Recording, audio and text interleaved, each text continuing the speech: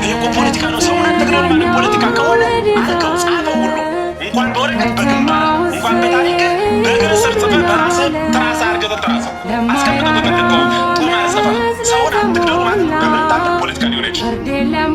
ሁሉም ክርስቲያኖች ግደሉ ብለን አላለማመድም። በመግደል ትጸድቃላችሁ ብለን ሀሳብ አልተናገረም። አጥፎ ሂዱ ግደሉ ሙቱ ቅበሩ ተቀባበሩ ብለን አላሰለጠንኛ የሰው ደም አፍስሱ አላለም። ቀኛችሁን ሲመታችሁ ግራችሁን ብለን ነው እኛ የሰበክን ያስተማርነው ነው ታገሱ ብለን ነው የሰበክን። አሁን ግን አይሰራም።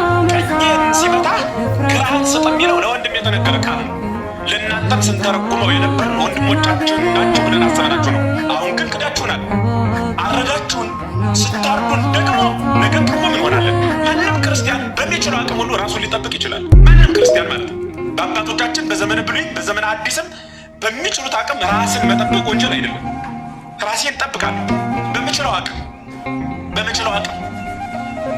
ጭራሹን አቅም የሌለው እግዚአብሔር ጋር በጸሎቱ አቅም ያለው ደግሞ ዘመኑ ባፈራው መሳሪያ እግዚአብሔር ጋር ሆኖ እግዚአብሔር እያገዘው ራሱን መጠበቅ አለበት። ወደ ሰው ወዳችሁ አታጥፈው። ሰው ሊያጠፋችሁ ከመጣ ግን ራሳችሁን ጠብቁ። ከዚያ ውጭ ግን እጅጉን ያሳዝናል። መፍትሄ ሶስት መፍትሄ። የመጀመሪያው ቁጥር 1 ልቅሶ እንድረስ። መጓዝም የሚችል ሰው ይጓዝ። መጓዝ እንዲያው እንትን የለውም። እስኪ እናጽናናቸው። በእውነት አጽናንተናቸው እንኳን ቀሪዎች ቢያንስ ይሙቱ። እስኪ እኔ እመጣለሁ። በፈለጋችሁት ቀን ጉዞ አዘጋጁ። ጉዞ በሚዘጋጅበት ቀን ሁሉ መምጣት ይችላል። እዛው ቦታው የሞቱት ሰዎች ሰፈር መሄድ ይችላል። በእውነት ምን ይሰራልናል? ይህ እኮ አካል ነው። በእውነት አካሉ ዕለት እየተቆረጠ ሰው ደስ ይለዋል እንዴ? ራሳችን ክርስቶስ ነው። ክርስቲያኖች ደግሞ በጠቅላላ ህዋሳት ነን ብለን ካመን አንድ አካል ነን ብለን የምናምን ሰዎች እግር እየተቆረጠ የሚስቅ ሰው አለ እንዴ? እጅ እየተቆረጠ ገና ነው ራሴ እያለ የሚኖር ሰው አለ እንዴ? እየተከረከመ ዕለት በቀኝ የሚቆረጠው ቀኝ እጃችን ነው። በግራ የሚቆረጠው ግራ እጃችን ነው። በታች የሚቆረጠው እግራችን ነው። ዕለት እኛ ብቻ የቀረነው እኮ ትንሽ ነን። በእውነት መሀል ሲፈታ ዳር ሲፈታ መሀሉ ዳር ይሆናል አይደል? ነገ ደግሞ መሀሉ እኛ ዳር ሆነን የምንጨፈጨፍበት ቀን ይመጣል። ዛሬ ለምን ብሎ ሰው አይወጣም? ዘመድ አንድ ሰው እንኳን ሲሞት አያሳዝናችሁም? ሰው እንዴት እስከ መቅደሱ ድረስ ሲቃጠል አይቆጫችሁም? የት ሀገር ነው እስከ መስጅዱ ድረስ አገልጋይ የተቃጠለው? እኛ ሀገር ተደርጓል ወይ? በሰው ብዛት በሀብት ከሆነ በጉልበት በሞራል በቀዳማዊነት ከሆነ እኮ ከእናንተ እንሻላለን። ግን አላደረግ ነው። ለምን? ስለ እውነት ፍጹም ያሳዝናል፣ ያስነባል፣ ውስጥንም ያደክማል። እኔ እውነት እላችኋለሁ እንደ ክርስቲያን ማድረግ ያለብንን ነገር ሁሉ ቁጥር 1 እልቅሶ እንድረስ።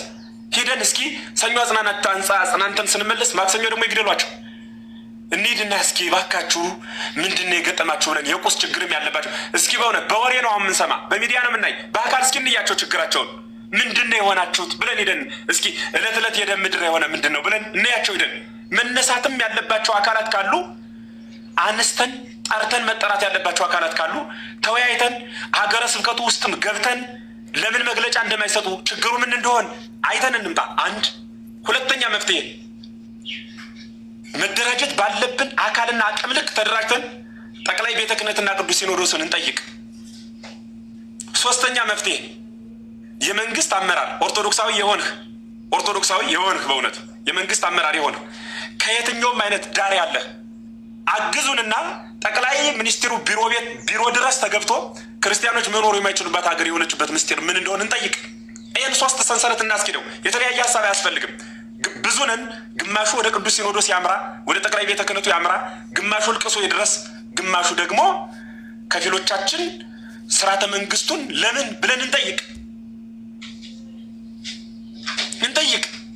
ይህ ሁሉ ጎዳና የማይሳካ ከሆነ በቅርብ ቀን ይህን ሞክረን ሁሉም ክርስቲያን በያለበት ሰልፍ ይውጣና አትግደሉ ነው ኑ እንግደላችሁ ብለን ልንጠራቸው አይደለም እንወጣ። አትግደሉን ተውን ቢያንስ እንበል እስኪ ዘመድ ተውንን እንዴ ምን ገላችሁ ነን ዝም ብላችሁ ዝም በሉ አይባልም እኮ። ተፈጥሮ ራሱ ዝም አያሰኝም።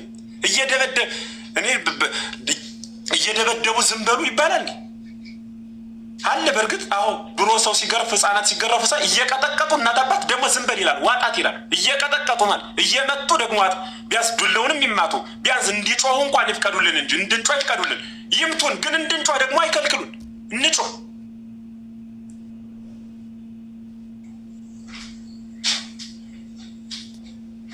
ከዚያ ውጭ ግን እስከ መቼ ድረስ እስከ መቼ መቼ ለመኖር ነው ያሰብነው?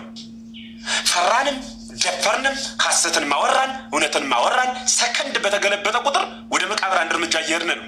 በእድሜም በእነሱ ግፊትም ወደ ራሳችን እንምጣ። ራሱን የቻለ መደራጀት ባለበት መልክ እንደራጅ። እንዴ አለ እኮ በሚዲያ ወጥቶ እኮ አልሰማችሁትም እንዴ? ቅድም ስታሰማን የነበረው ልጅ እኮ ሲኖዶሱን ተቆጣጥረነዋል፣ መግለጫ መስጠት አይችልም አለ። በአፉ ማር እውነትም እውነት መሰለበት። ሲኖዶሱም አይናገርም። ማህበረ ቅዱሳን ተቆጣጥረነዋል አለ። ማህበረ ቅዱሳን አንድ ክርስቲያን ተጠመቀ ሲባል በየቀኑ ይዘግብልናል። አንድ ክርስቲያን ሞተ ሲባል የት እየሄደ ነው? ሲጠመቅ ነው የሚዘግብ። ሲሞት ሳያውቃቸው የሞተው።